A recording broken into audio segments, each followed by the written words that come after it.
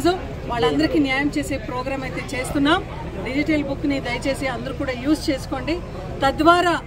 ఎవరైతే మాకు ఇబ్బంది పెట్టింటారో జగన్మోహన్ రెడ్డి సార్ చెప్పినట్ల సప్త సముద్రం బయట ఉన్నా కూడా ఆఫీసరు రిటైర్ అయి ఉన్నా కూడా మనకి ఇబ్బంది పెట్టిన వాళ్ళు ఎంత పెద్దోడైనా కూడా నెక్స్ట్ గవర్నమెంట్ వచ్చిన వెంటనే